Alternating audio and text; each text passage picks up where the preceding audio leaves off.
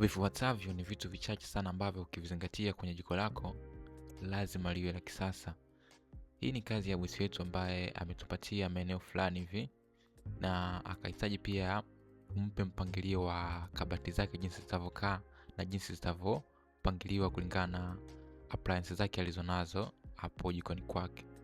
Kama unavyotazama jiko lake, sehemu yake ndo kama hii inayoonekana hapa, ambapo imeanzia huku hadi kule upande wa pili. Lakini pia leo pia kuna vitu baadhi ambavyo nahitaji niwafahamishe, hasa mkiwa mnafanya maandalizi, maana mara nyingi sana wanaofanya maandalizi ya jikoni ni mafundi umeme. Wanachangia kwa mchango mkubwa sana kuweza kupangilia pale jikoni, kwa sababu wenyewe ndio wanatoa connect za umeme na nini kikae wapi, kitu gani kisikae sehemu fulani. Sasa leo nataka niwafahamishe mafundi umeme pamoja na wateja kwamba mkiwa mnahitaji kufanya hizi kazi, kuna vitu baadhi sana ambavyo ukivizingatia vinakusaidia wewe, hata kama sio fundi, ila ni vichache sana ambavyo ukivizingatia kwenye mpangilio wako wa umeme, unajua kwamba ni kitu gani unachokuja kukitengeneza na kitatoka kwa usahihi zaidi. Ukitazama hili ni fridge hapa. Fridge inakaa hapa na mteja wetu ana washing machine pale jikoni kwake. Amehitaji na mfumo wa maji tayari yupo hapa, na hapa ndio jiko lake lilipokaa, na huku ndio microwave. Na ukitazama huu mpangilio tumemtengenezea sisi baada ya kufika hapa na kutazama eneo lake, lakini pointi za umeme zilikuwa zishatoka, ila kwa sababu alikuwa hajafikia mbali sana ujenzi, uwezo wa kurekebisha ulikuwepo. Sasa vitu vya kuzingatia ni kama hivi. Kitu cha kwanza, kama unajua utakuwa na fridge jikoni kwako pamoja na microwave, unajua unatakiwa mapema sana ujue sehemu pa kuviweka.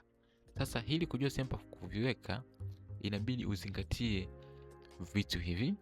Kitu cha kwanza, microwave na oven inapendeza sana ikiwa yenyewe ndio inaanza kabati yako inapoanza, na pia inahitaji ipate space kwa sababu box la microwave huwa linaanzia chini mpaka juu kama linavyoonekana hapa. Ili upate muonekano mzuri, box la microwave inabidi lianzie chini hadi juu. Alafu baada ya hapo, ukija na kwenye upande wa fridge linapendeza sana lenyewe likikaa mwanzoni kabati lako linapoanzia, kama panavyoonekana hapa, kwamba likae mwanzoni kabisa hapa kama lilivyokaa hapa, kwamba microwave na fridge vinapendeza zaidi vikianza vinyewe au vikifuatana, kwamba likitoka box la fridge lifuate la microwave. Tofauti na hapo, hii ikae mwishoni fridge na microwave ikae mwishoni, kwa sababu moja. Ukisema uviweke katikati hapa, ukitazama kabati letu linafika hadi juu kama linavyoonekana hapa.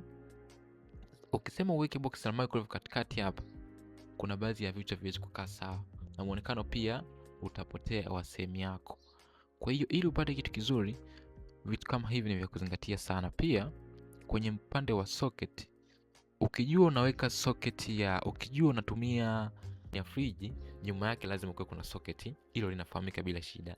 Baada ya hapo akawa amehitaji washing machine. Hivi ni vitu alivyotuambia, na fundi bomba tayari alikuwa ashapitisha mfumo wa maji, na hapa ndio maana tumeweka hapa. Lakini sasa kuna baadhi ya vitu ambavyo havikuwepo. Kitu cha kwanza ni switch. Hii switch ndio inayotumika kuwasha hii washing machine. Hii mfumo wake unakuwa kule nyuma, kwamba waya ule wa moto unatakiwa upitishwe connect na moto, alafu hapa ndo patakuwa pa kuwashia, kwamba kuruhusu umeme ushuke chini kwenye washing machine na kuzima. Ila japokuwa hii washing machine inakuwa na switch yake maalum kwa ajili ya kustart kuanza kufanya kazi, ila ni muhimu sana, hata ikitokea changamoto yote unaweza ukaziba hapo na vitu vingine vikaendelea kama kawaida. Baada ya hapo tuna hii socket. Hii socket ni special kwa ajili ya kutumia matumizi ya kawaida kama blender, kuchemsha maji, vitu kama hivyo ndio vinatumiaga hii socket ni ya kawaida. Baada ya hapo tuna socket ya kuka. Na hapa ndio kuna jambo moja wapo la kuzingatia sana. Unavyoandaa socket ya kuka, mara nyingi chini ya jiko kuna bomba ambayo ni special kwa ajili ya kupokea moto wa jiko. Chini ya jiko kuna nyaya ya kuweza kuconnect umeme, ambao kuna hiyo nyaya ya connect umeme pamoja na gesi. Kuna bomba ya gesi ambayo waga inatakiwa iandaliwe ukutani mapema kabisa, ambayo inapeleka gesi nje, kwa sababu mitungi ya gesi ya sasa hivi inakaaga ni nje, haikagi ndani, kwamba inapitishwa bomba tu, inatobolewa ukutani, inapitishwa kwa ajili ya kuleta gesi ndani hapa kwenye hili jiko.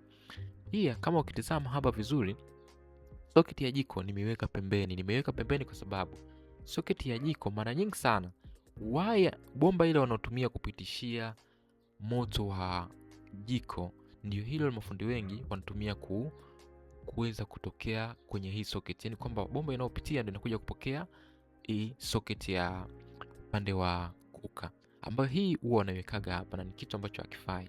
Sasa hii socket ya kuka inatakiwa ikae pembeni kwa sababu ya usalama. Pia hata kuna majiko mengine yanakuwa na mifuniko.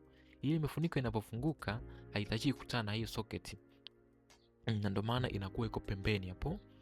Sasa inatakiwa ikae pembeni, itakiwa kusurface, ambapo baada ya hii jiko juaje kabisa inatakiwa kitchen hood kama inavyoonekana hapa. Kitchen hood hii hood kuka hii ni special kwa ajili ya kuvuta moshi, ambayo na yenyewe ndani ya kabati hapa inatakiwa kuwa kuna socket. Hii nayo mara nyingi sana huwa inasaulika kwa mafundi wengi, kwa sababu unakuta wanaweka socket za chini, lakini socket za juu ya kitchen hood huwa inasaulika mara nyingi sana. Yani hiyo ni issue ambayo mara nyingi sana hata mafundi wengi sana huwa wanasahau, mafundi umeme. Kwa hiyo ni vitu sana vya kuzingatia.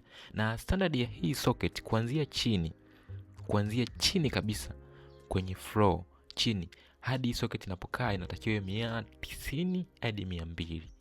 190 hadi 200 kutokea chini, na inakuwa ni socket ambayo inakuwa iko empty tu kama hivi, inakuwa ya single tu, na unaiweka juu katikati. Yani unapoweka jiko, ile nyaya ya kupitishia bomba ya kupokea moto wa jiko, usawa wa jiko ndio hiyo inapitia hiyo usawa huo, ili ije katikati, ili ije ndani ya hili box. Kwa hiyo hivyo ndio jinsi inavyokaa bosi wangu.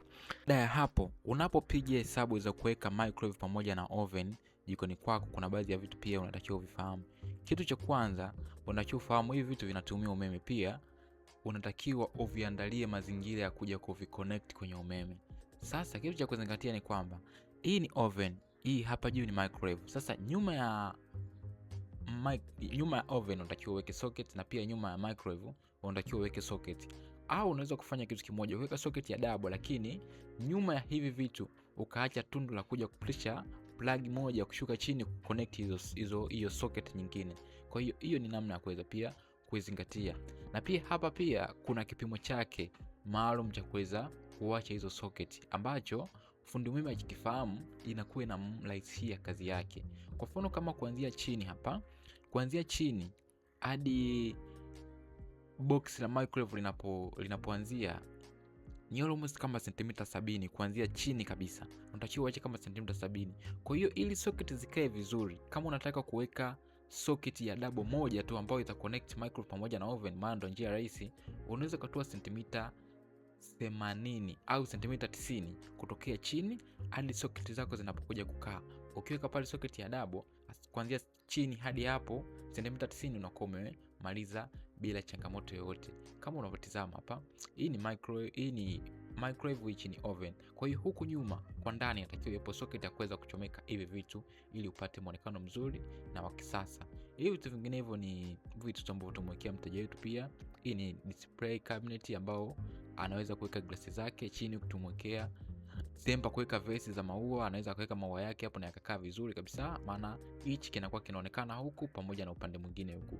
Kwa hiyo bosi wangu, hivyo ni vitu vya kuzingatia sana vitakapokuwezesha wewe kupata jiko zuri na la kisasa.